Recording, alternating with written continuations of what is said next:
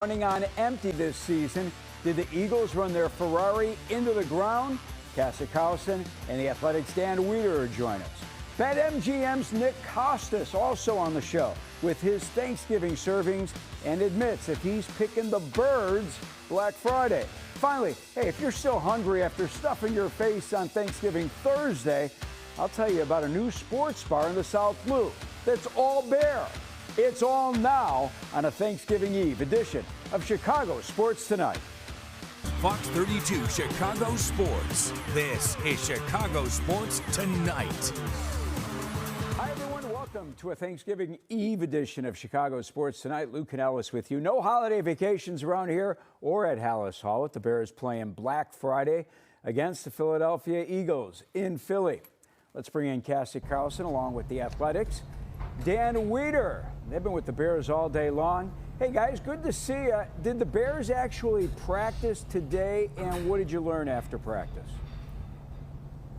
Yeah, they practiced for the first and only time this week. And so after going through a couple injury estimations after walkthroughs yesterday, and we'll get the same tomorrow, it's good to see that they were back on the practice field for a shorter practice. The locker room was supposed to open at about 2 o'clock today, opened at 1:45 instead. So these short weeks are tough, and you know, you can get ready for Thursday games. Now you're getting ready for Friday games. And so there's a lot of moving pieces, I feel like, as you try to put together a schedule for these games. But we got injury news. I would say that you're probably not going to see a lot of the linebackers out there again, and then we won't know until about Jalen Johnson or Kyler Gordon until tomorrow if they're elevated officially off IR or not after they go through their final walkthrough. I think those injuries in the linebacking core are still the real thing to keep a focus on. Obviously, there was a sense of satisfaction with the way the reserves played on Sunday against Pittsburgh, but this is a different challenge in Philly against Jalen Hurts, Saquon Barkley and company, and so there's no time to exhale and feel satisfied with that performance when you've got such a huge challenge with Philly this week. I'm glad you brought that up, Dan.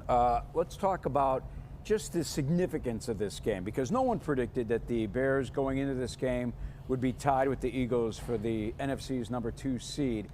Are we going to learn just how good the Bears are in this football game Friday?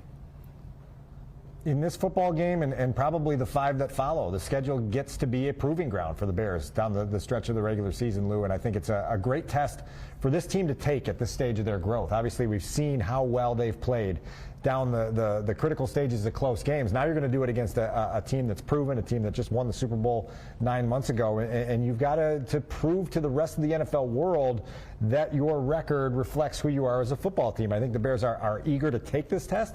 I think they're eager to take the tests that follow. And so this is a really great stretch of football where it's meaningful, and no matter what happens, the Bears are going to have themselves in some really big games testing out who they really are. Yeah, and at 8-3 right now going into this game, I don't think anyone thought the Bears were going to be sitting at the top of the NFC North at this point in the season. And we keep hearing that this team has belief, and that's part of the reason why they're able to win these close games late in the fourth quarter. And so I was just talking to Roma Dunze in the locker room, and I'm like, how far realistically can belief take you? He said all the way to the Lombardi. Now, I don't know if that's reality or not, but if that's what they believe, by all means. I mean, I think the buy-in that Ben Johnson has from his team is critical to why the Bears are able to win and win now. And it's something that Ben Johnson said when he was hired, that they had the roster to be able to do it. So to see it come to fruition early in the season, as Dan mentioned, like the last 5-6 games are going to be critical as to what they end up looking like and where they stand at the end of the season. One of the great matchups that I'm excited to see is between former Bears defensive coordinator, now Philly defensive coordinator Vic Fangio, who will be in the Eagles booth, against the Bears offensive mastermind, head coach Ben Johnson. He's like the godfather in a lot of ways. I mean, he's kind of taken the league over in terms of that scheme. It's been to a number of teams. You see all of his disciples running it now. We already faced one in New Orleans this year. You know, Carolina. I mean, it's all over the place. The Rams are running it to a degree, and so you know, he's influenced the game significantly. And yeah, it's the shell defense. They want to limit the explosives. And I think when you have the horses up front like he does, to where they can stop the run game while playing too high, I think it's a powerful combination. You know, the Bears have really missed Vic Fangio since he left the Bears for Denver and then Miami and now Philadelphia. Hey, guys, Philadelphia's defense has been better since they picked up pass rusher Jalen Phillips in that trade with Miami. Packers' Jordan Love threw for only $176, was hit 8 times in a 10-7 loss to the Eagles. The Lions' Jared Goff, who's one of the more accurate passers in the NFL, he completed only 14 of 37 passes in a loss to the Eagles a week and a half ago. But then I watched Dak Prescott last Sunday. This guy tore up that group. To me, in your opinion, which D are we going to see against the Bears on Friday? Great question. I mean, I think this is going to be more so of Ben Johnson versus Vic Fangio than maybe the play callers or the players out there, because we know that Ben Johnson's all about putting his players in the best position through his play calling. Yeah. And so it's what Ben Johnson said originally about how he wanted this offense to operate. I might mess this up, but he wants the same plays to look different and the different plays to look the same. And Vic Fangio is also doing that with his defense. And as he mentioned, Fangio is a lot of times one play call ahead of the opponent. And so I think it's going to be of how they scheme up against this defense. I'm glad you guys brought up Caleb Williams, because right now the guy is last in the league in completion percentage. I mean, I think he's down to 59%. And considering what the goal was 70% at the beginning of the season, I mean, he's way off and he's going the wrong direction. But he's throwing more to the middle of the football field, which is so important in this Ben Johnson offense because it allows for yards after the catch. Is Caleb showing any lack of confidence at Hallis Hall when he talks to the media? I don't think confidence. I think he has an awareness of where he does need to improve. And that's something he mentioned after the game that he had wrote down in his notebook last week heading into the Pittsburgh game to be positive, because he seems to be frustrated, not when he makes mistakes, but when the offense doesn't capitalize on situations. Because if you look at all those players and all those weapons out on the field, theoretically, they should be able to find ways to put up points every single drive. So he's able to move on from something like the strip sack in the end zone. But it's when they can't move the ball down the field collectively that I think he gets more and more frustrated. And on throwing the ball over the middle of the field, Ben Johnson complimented him on that, saying a lot of those young quarterbacks and quarterbacks in general get gun shy when they try to do that. So to see that from a second-year quarterback is really positive. There are things on that video from the Pittsburgh game that bother you. The strip sack, obviously, at the top of the list, and Caleb missed a bunch of throws that he normally hits. The Bears had 4 3-and-outs in that football game and really didn't find the type of rhythm you'd want offensively. And yet, by the end of the day, they still had 31 points. And so this is this fantasy world that they've entered where they're not even bringing their A-plus stuff to the table, and they're still scoring 31 points. With Caleb, I think you've seen a progression with his comfort in play action of taking snaps from under center, being able to turn his back to the defense, come back around, and make a throw. That's got to continue here down the stretch of the season. And so, can I get a prediction from both of you for this game? Oh. Yeah, I went with the Eagles in this one. They just being at home, a little bit more tried and true. They are one of the best teams in football in the red zone on both sides of the football. They don't turn the ball over a lot. I think that gives them the edge. Yeah, I'm picking the Eagles in this one, too.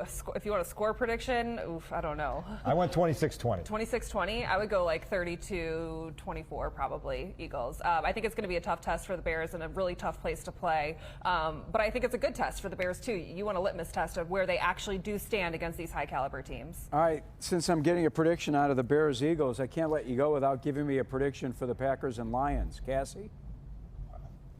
Ooh. I'm gonna go Packers in this game.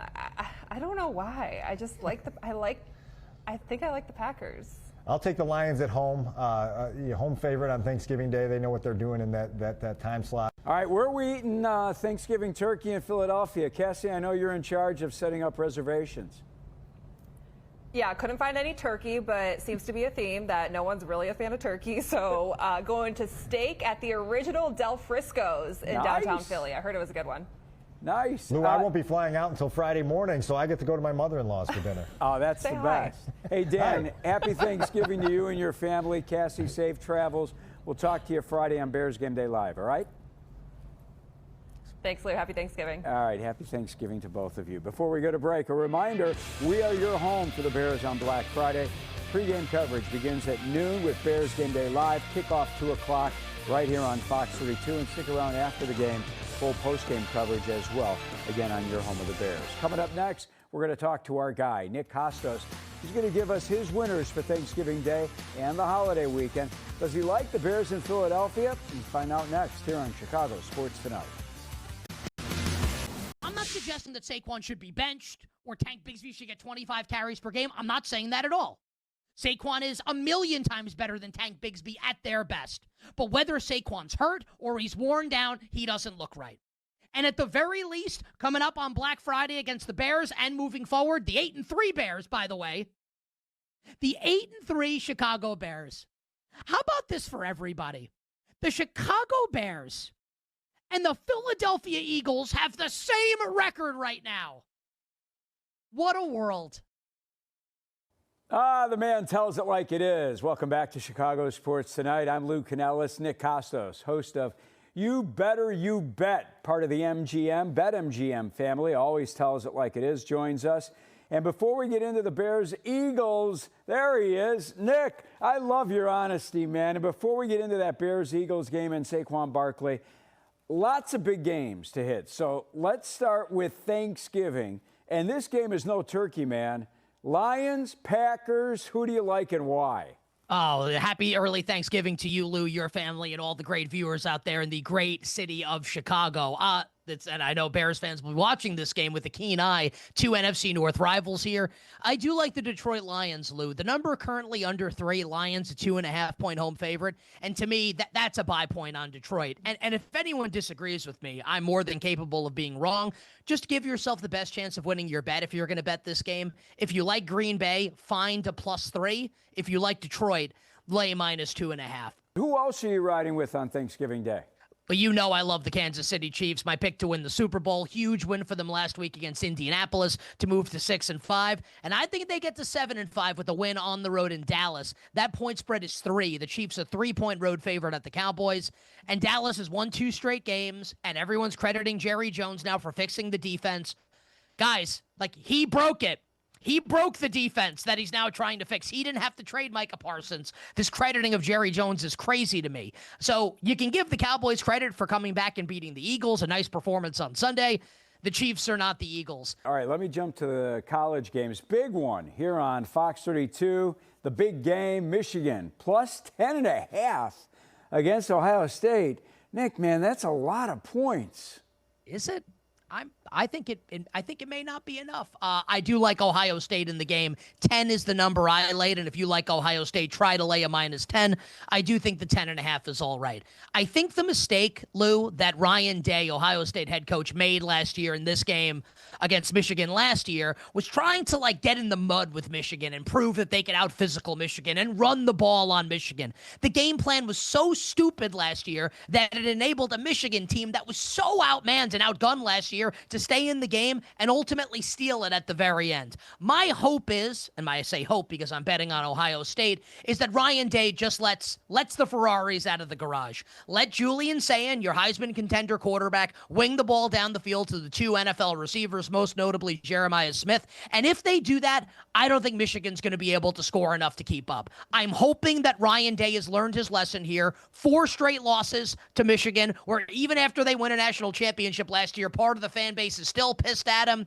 I think they get off the mat in this rivalry. I think Ohio State wins and wins big. All right, buddy, I have saved the last for best. All right, the best for last. I have saved the best for last. Got my words screwed up there, bud. Bears, Eagles on Friday. Who do you like? Such a fascinating game. Eagles receiver Devontae Smith, as the last update that we got, did not practice on Wednesday. He's got a couple different injuries. I feel like his status for this game is up in the air. The Bears linebackers are all not healthy still, that weren't healthy against the Steelers, although reinforcements could be arriving in the secondary for Chicago. Point spread of this game right now, Eagles a 7-point favorite. And I have a difficult time with this one because if you told me the Eagles could run the ball in this game, I would really like them. But the clip that you guys played of me on my show this week saying Saquon Barkley's been ineffective, I don't have a ton of confidence that that's the case. And I think you could easily make a case that Chicago could keep this game a little closer than expected against Philadelphia. I do think the Eagles are going to win.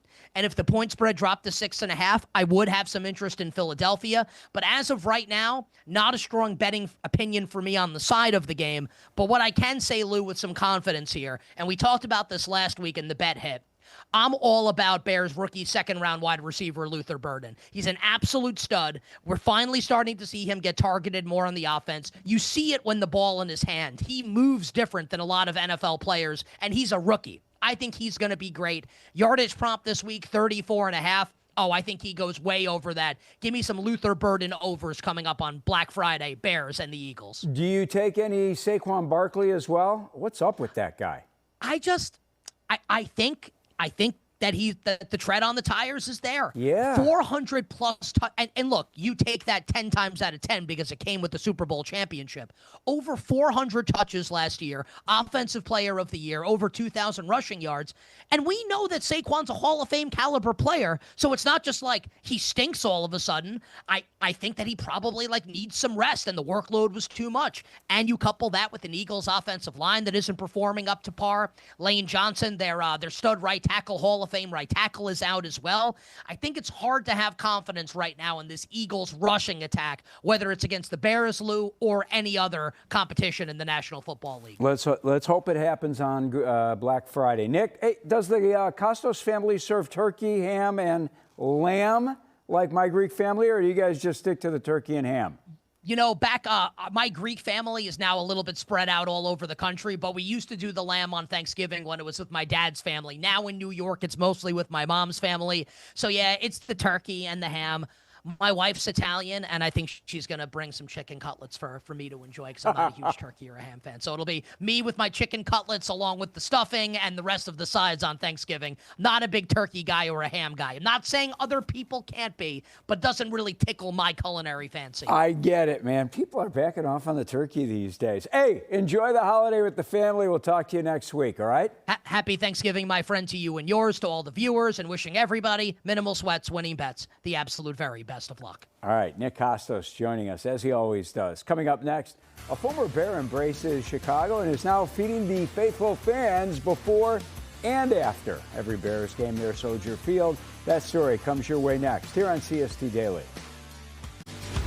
Welcome back to CST Daily. Lou Canellis with you. Hey, new sports bars, restaurants, they're popping up all over the city. But there is one not far from Soldier Field that really caught my attention, especially since I'm a South Looper.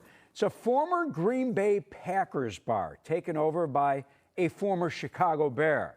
And it's become a destination, a hotspot before and after Bears games. Sylvia Perez has the backstory and gets a full taste of the menu. This spot is where football pride is on full display, owned by former Chicago Bear Israel Adonijah and built for diehard fans. Welcome to the Staley. And this spot is a super fan's dream with 8,900 square feet, 16 TV screens, 2 jumbo. It's amazing. And here's the man himself, Israel Adonijah. Izzy, nice to see you. Welcome to the Staley. Oh my gosh. So first of all, Israel, I love the Staley. This is my first time here. Welcome. It's beautiful. I will be coming back. How long have you been open, and what do you want people to know about the Staley? Yeah, we've been open for about 9 months now, and this has just been a really special project. Previous to us taking over the space, it was a Packer bar, right? And as in Green Bay? Green Bay. Are you kidding? Just disgusting, right? and because it's so proximate, it's the closest bar to Soldier Field. Everybody still had to come here and hang out before and after Bears games because it was just the location is phenomenal. It's such a great location. So it was an absolute privilege and honor to convert this bar to what it should be, a proper Bears bar. Yeah. Let's go Bears, who are now Bears. 4 wins in a row, right? How amazing is so, that, so right? Good, so good. Okay, and I can't talk to you without talking to you about your time with the Bears. You're a defensive lineman. Tell me about those memories that you have of playing during that time and what it means to kind of really come back full circle. I mean, what an incredible chapter in my life, right? My 10 years that I was fortunate to play in what I consider the greatest sports city in the world, Chicago. It was just really special. Over those years, we had one of the best defenses, in the league, across the league, and we didn't really know how special what we had was, right? Just like to be able to play with Hall of Famers, future Hall of Famers, to be able to make it to a Super Bowl, right? Just these memories that we were fortunate to build together will last a lifetime. And it was a really special time for us as players and our relationship really with the fans of the city. Okay, now we've got some beautiful cocktails in front of us, and it's amazing. You can come here, you can have great drinks, and the food, I think, is 2.0 when I think of bar food. So we've got to talk about that. So let's bring some of that in, All right, okay? let's bring in some do great it. food. I mean, I hope you're hungry. I'm hungry, always hungry. Wings are big here. You can get them bone-in or boneless. Here we have our buffalo style bone-in and boneless. You can get it with our own house-made ranch dressing. These are also delicious, our garlic Parmesan wings. And then we have here our loaded nachos, brisket, nachos, cheese, fresh baby tomatoes. Our pizzas are also very big. Here we have our sweet heat. It's our pepperoni pizza with some hot honey. And then we have our buffalo chicken pizza. Again, it's buffalo sauce, it's chicken, it's creamy, absolutely delicious. And this year, it's been an incredibly special partnering with the Chicago Bears to bring our loaded mac and cheese to Soldier Field all season long.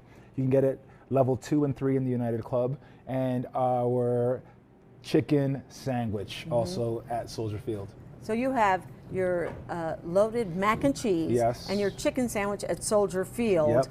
How exciting. How did that come about? Yeah, so we partnered with Levy Foods, and they were looking to bring restaurateurs that represent Chicago, restaurateurs that are local to Soldier Field to be a part of this incredible community that is, Chicago Bears culture and football. And, we're just so grateful for Levy to select us as one of the groups to participate in the program and bring our experience here at Staley to Bears fans at Soldier Field. Now, I know once a Bear, always a Bear. Always, but always. You have really managed to continue this kinship, this brotherhood with the family of the Chicago Bears after leaving playing the game. And I know you guys always stay in touch, but this has to be extremely special for you to be able to continue this legacy, and you're doing it at Soldier Field. Absolutely. I mean, I think when I think of my time with the Bears, right, it does bring to mind family first, right? These are relationships that I'll hold dear a lifetime. And although I'm not on the field playing, I still feel like we're a part of the family. I still feel like I am a Bear for life. And not just from a player standpoint, but now working with the leadership and the corporate office, people that helped guide me at 21 when I got here are relationships that I'm now near and dear with at 44, right? And it's just been really special. Yeah. Well, I'm not sure what we're about to cheers with, but can I just say cheers to you. Congratulations Cheers. on a successful continuing career, and thank you for having us Cheers. to the stadium. Bear down. Yeah, it's a great spot, pregame, postgame, before every Bears home game, before and after. All right, thanks to Sylvia and Israel. Special thanks to our Cassie Carlson, the Athletics Dan Weeder, and Nick Kostos from BetMGM and You Better, You Bet for joining us today. No show tomorrow because of Thanksgiving, but don't forget, we are your home for the Bears-Eagles game right here on Fox 32 starting at noon, Black Friday. Have a great Thanksgiving, and we'll see you on Friday.